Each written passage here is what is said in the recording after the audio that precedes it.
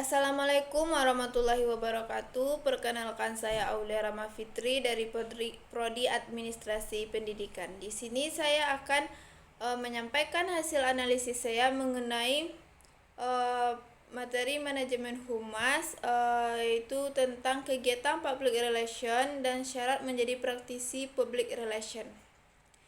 Bagaimana sebenarnya kegiatan dari PR Public Relation dan apa persyaratan-persyaratan yang sebenarnya juga yang harus dimiliki oleh seorang petugas Public Relation atau praktisi Public Relation, atau yang lebih dikenal dengan Public Relation Affair.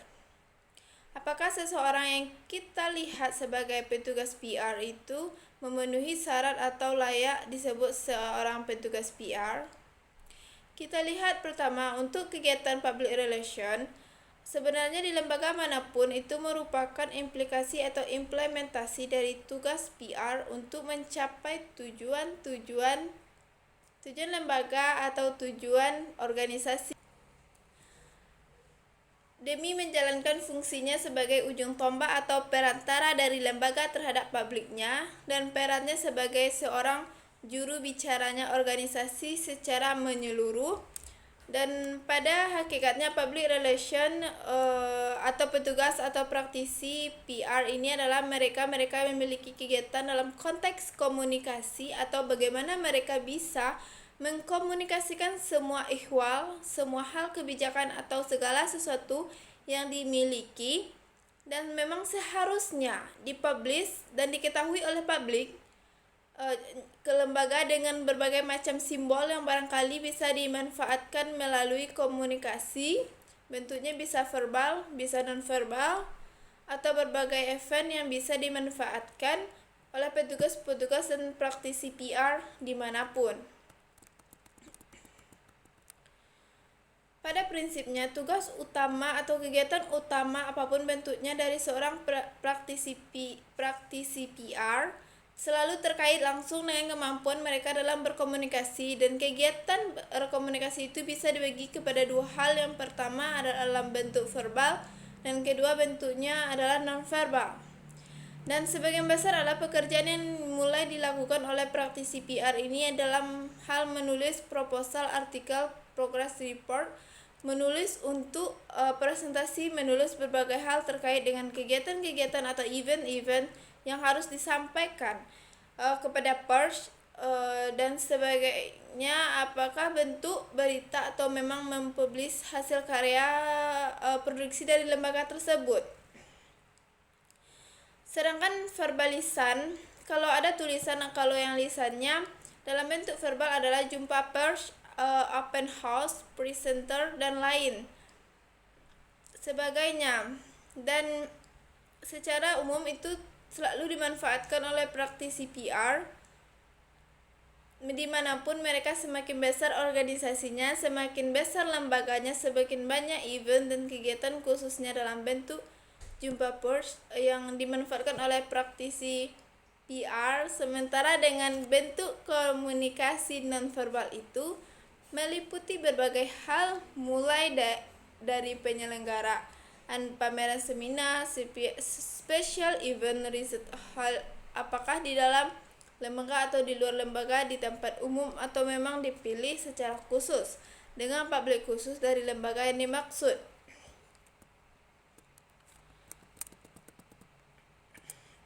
Ada istilah main activity atau aktivitas utama. Kita ambil dari satu pendapat dari Ruslan. Dia menegaskan bahwa main activity dari praktisi PR disebut lembaga itu minimal 3. Yang pertama adalah sebagai komunikator, the public relation must have ability as communicator either directly and indirectly.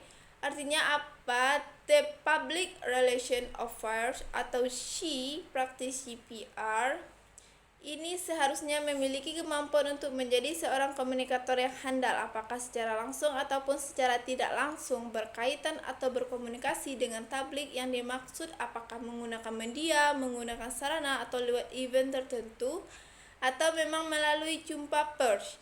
Tetapi pada prinsipnya mereka memanfaatkan kemampuan komunikasi. Yang kedua adalah main activity dari seorang PR-nya lembaga mereka adalah sebagai backup-nya manajemen the public relation must support card activities like management the promotion, marketing, operational. Lex akrab ini bisa dimaknai bahwa public relation seorang PR-nya lembaga harus mensupport berbagai aktivitas yang dimiliki oleh lembaga berapapun beratnya. PR-nya lembaga harus mensupport berbagai aktivitas yang dimiliki oleh lembaga berapapun beratnya seperti manajemen, promosi, marketing, kegiatan-kegiatan operasional lainnya, dan segala macam yang memang seharusnya ditempuh dan dilakukan dalam rangka mempromosikan produk jasa atau lembaga secara keseluruhan. Apa sebenarnya tugas-tugas dari Public Relation Award ini? Yang pertama adalah dalam menginterpretasikan, menganalisis, kemudian mengevaluasi di berbagai macam kecenderungan perilaku dari publik, apakah publik internal ataupun publik eksternal. Yang kedua adalah mempertemukan kepentingan organisasi atau lembaga dengan kepentingan publik dalam kondisi yang manapun. Tugas ini menjadi sangat berat karena tugas PR atau humas dalam kaitannya dalam hal ini adalah mempertemukan dua kepentingan menjadi saling memahami, saling memberikan keuntungan untuk bisa saling menghormati, saling menghargai, dan dua-duanya bisa dilaksanakan sehingga yang satu bisa menerima, yang satu memberi, begitu juga sebaliknya, saling memberikan dampak positif. Yang ketiga, tugas PR itu adalah mengevaluasi berbagai program perusahaan atau organisasi khususnya yang berkaitan dengan publik secara langsung. Tugas evaluasi ini terhadap program ini mengisyaratkan kedudukan dan wewenang MPR yang sangat tinggi dan luas.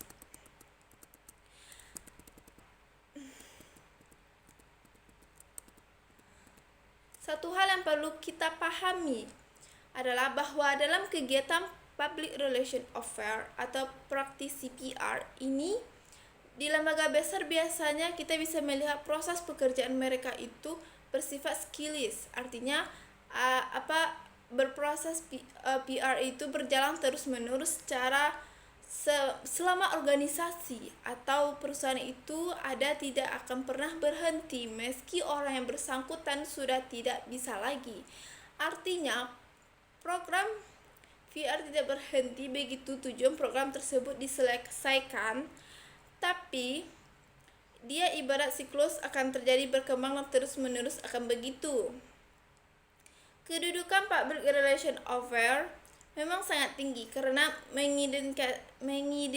mengindikasikan tugas mereka seperti siklus yang tidak pernah berhenti. Jadi berhenti pun petugasnya yang program dari kegiatan KPR-an tetap berjalan selagi perusahaan atau lembaga itu ada. Maka kegiatan dan siklus yang dimulai dari pengumpulan data tidak sampai pindahkan evaluasi dan dibawa kembali dalam rencana berikutnya untuk pengembangan program-program ke depan kita tidak akan pernah berhenti.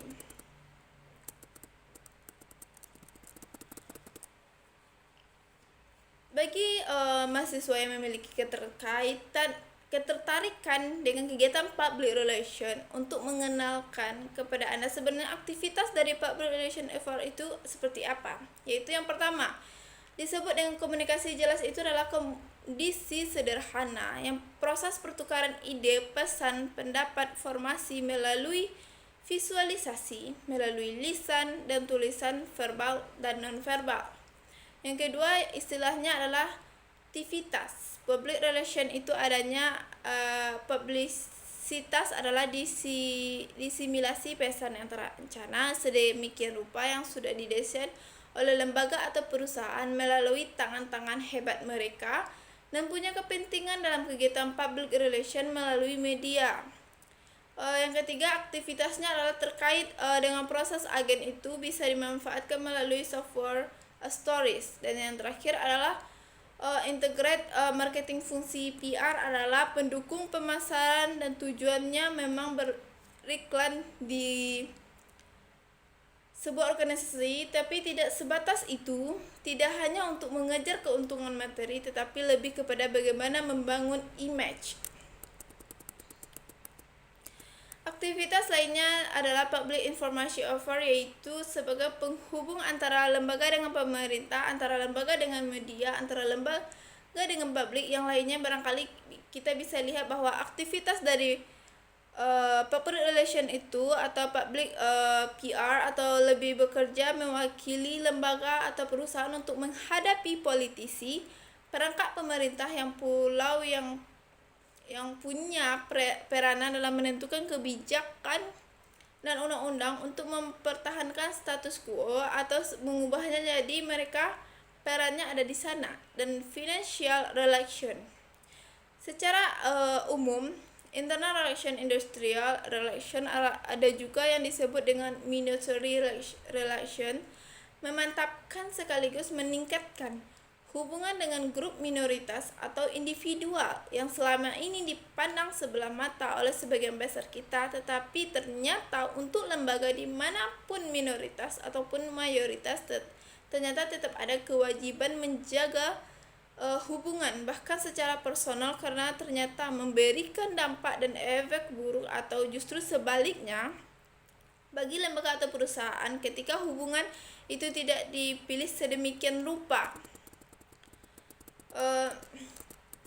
Syarat-syarat atau persyaratan yang mesti dimiliki seorang praktisi PR di sebuah lembaga. Secara umum saja kita lihat, yang pertama adalah praktisi PR itu harus mampu menghadapi semua orang.